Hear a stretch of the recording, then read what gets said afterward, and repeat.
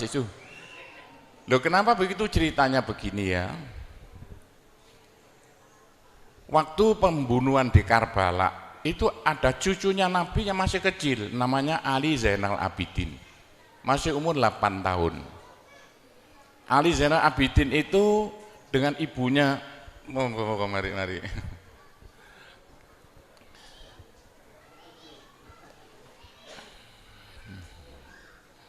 Ali Zainal Abidin itu dengan ibunya yang kurus sudah mau meninggal dunia. Yang disuruh membunuh Ali Zainal Abidin yang baru umur 8 tahun, gak tego, gak mentolo begitulah. Lalu Ali Zainal Abidin itu dilarikan, waktu itu masih umur sekitar 8 tahun. Dibawa ke Turki, saya dipanggil ke Turki, tadi malam saya dipanggil ke Turki. Saya insya Allah akan datang ke Turki karena ada urusan ini. Semalam saya bukan dengan Anwar Ibrahim, saya diajak ke Turki. Nah di Turki itulah cucu Nabi yang tinggal satu, semua dibunuh. Yang bunuh siapa? Bani Umayyah. Lalu oleh Sultan Muhammad, cucu Nabi yang masih kecil seperti anak Emoto ini, umur 8 tahun. Diramut sembuh, disingit karo orang Jawa, di Rusia, di desa namanya Samarkand. Di Samarkand itulah, sama harus tahu Samarkand, besok-besok kapan sana. Cucu Nabi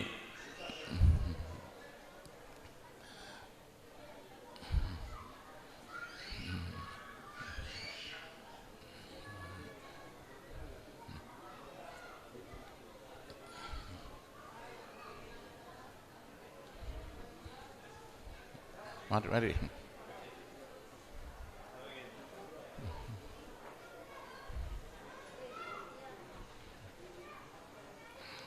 Saya dengar orang NU kalau tahu ceritanya ber-NU bodoh. Yang bicara penasihat NU se-Indonesia, ya saya ini orangnya. Dengarkan, oh NU itu asalnya dari apa? Ya. Waktu itu Ali Zainal Abidin disingit di perbatasan Rusia namanya desa Samarkand. Samarkandi itu. Disitulah Ali Zainal Abidin punya anak lagi, punya cucu lagi. Cucunya Ali Zainal Abidin namanya ikut kapalnya Cheng Ho, namanya Syekh Jamaluddin. Ikut kapalnya Cheng Ho masuk Pulau Jawa. Waktu kerajaan Mojopahit pelabuhannya masih di Tuban. Syekh Jamaluddin itu harus tahu satu-satu cucu Nabi yang masuk Pulau Jawa pertama kali. Di Arab habis bilang Sayyid, saya syuting tidak bisa bicara kok bisa Sayyid sama itu dari mana? Oh yang Sayyid yang rata-rata itu orang Jawa. Saya tahu ceritanya lengkap, punya bukunya itu. Sampai saya ambil di negara Belanda sana, bukunya semua diambil Belanda dulu itu.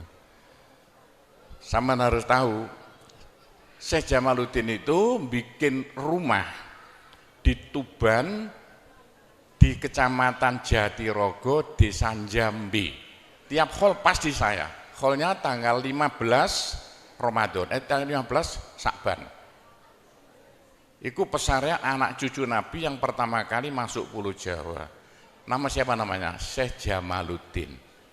Syekh Jamaluddin nurunkan banyak orang sampai Tuban, Rembang. Itu Bojonegoro anak cucu Syekh Jamaluddin. Syekh Jamaluddin punya anak diantaranya Ibrahim As-Samarkandi, tahu di timurnya Tuban. Punya anak sampai Lamongan, sampai Gresik. Ibrahim As-Samarkandi punya anak banyak, diantaranya Raden Rahmat Sunan Ampel Surabaya. Raden Rahmat Sunan Ampel Surabaya nurunkan orang Madura, Pasuruan, Probolinggo, termasuk orang ini Kecamatan Panceng ini.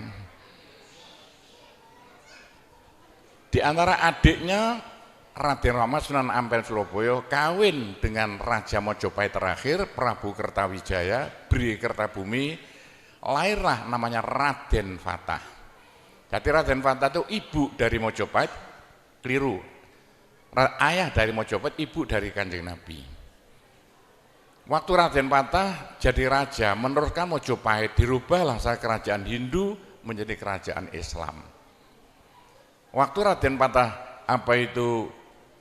jadi rojo, bikin pondok jumlahnya 9. Pondok yang jumlahnya 9 itulah ditugaskan untuk mengislamkan Pulau Jawa pakai damai, tidak seperti di Arab Saudi itu yang diteruskan oleh NU ini. Cara-caranya itu. Pondok yang jumlahnya 9 itu sayang, yang 8 habis, tinggal kuburan. Satu-satunya peninggalan Wali Songo yang masih ada tinggal Pondok Sunan Derajat, asli belum dipindah kemana-mana. Tapi itulah saya tugasnya paling berat di Indonesia, bahkan di dunia. Karena apa? Yaitu bagian keramut peninggalan Wali Songo satu-satunya yang masih ada. Wali Songo berhasil loh, merubah dari Hindu Buddha 100% menjadi Islam tanpa perang. Orang Mekah loh masuk Islam karena kalah perang. Saya udah tahu kok. Orang Mekah mau masuk Islam karena kalah perang. Nah itu sejarahnya bapak-bapak sudah hafal. Satu-satunya Pulau Jawa dari Hindu Buddha 100% loh berubah jadi Islam tanpa perang. Itu ceritanya begitulah sampai cerita jadi NU ini. Loh kenapa kok Wali Songo kok jumlahnya 9? Menurut ilmu perbintangannya dalam Al-Quran wasyamsu tajri li mustaqarrin laha dzalika taqdirul azim. Jawa itu kalau menurut abjadnya ja itu 3, wa itu 6, abjadun hawa. Abaja 3 tambah 6 berapa jumlahnya? 9. Bapak itulah Jawa itu harus bikin wali jumlahnya 9, NU bintangnya 9. Pak ikut-ikutan 9 karena Jo dan Wa itu jumlahnya 9. Semua kerajaan yang ada di Jawa mesti hurufnya jumlahnya 9. Yang jumlah 9 asalnya milik Pulau Jawa. Seperti Indonesia hitung berapa? 9 Pancasila berapa? 9 Mojopahit berapa? Siliwangi berapa? 9 Sriwijaya berapa? 9 semuanya 9 Mojopahit jumlahnya 9 Singosari jumlahnya semua 9. Termasuk 9 apa? Malaysia 9 jumlahnya. Malaysia 9. Kurang 1 apa 9 itu. Bapak-bapak dan ibu sekalian yang kami hormati, itulah caranya dulu Wali 9 bikin pondok-pondok yang jumlahnya 9 bisa merubah Hindu Buddha tanpa gegeran menjadi Islam yang proyeknya harus sama teruskan, bukan pakai politik. Pondok Sunan tidak boleh ikut-ikutan politik. Pakai apa? Pendidikan.